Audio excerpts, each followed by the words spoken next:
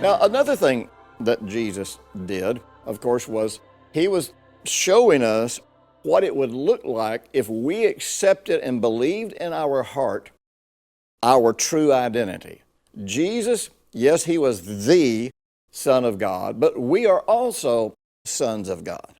We are created in his likeness and image, and we have been born again of the Spirit. Therefore, Jesus is our model. And the idea is not that if you have enough faith, but if you actually just have the faith, you believe you are who God says you are, then your life can look like his life. Your character can be like his character. Your ethics and morals can be like his ethics and morals.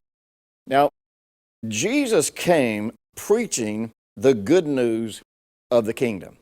You know, Jesus comes, and the good news is the kingdom is not lost. The good news is you can enter the kingdom, and you're not just going to enter the kingdom of God, but you're going to enter the kingdom of heaven where God's resources are available to you here on earth. We are a kingdom.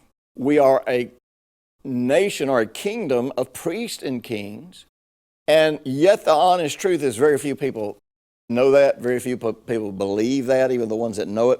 And even fewer people actually experience and live like that. Very few people's lives, even though they're believers, they're living as good a life as they know how, very few believers' lives really draw people to the kingdom of God or draw people to God. That's what was supposed to happen in Israel. That's what's supposed to happen in us. Our lives are supposed to be so peaceful. Our lives are supposed to be so fruitful. And the way we manage our lives and the way we manage chaos and conflict and challenges is supposed to be filled full of hope and faith. As a matter of fact, the Apostle Peter says, listen, you know, if you'll live this life, and by the way, he's the one that talked about living in the promises. If you live in these promises, if you live this life, but he talks about character too. So we're not just saying promises apart from character. We're saying the two really go hand in hand. But he's saying, if this is the life that you live, then you better be ready to give people an answer when they ask you why you have this hope in you.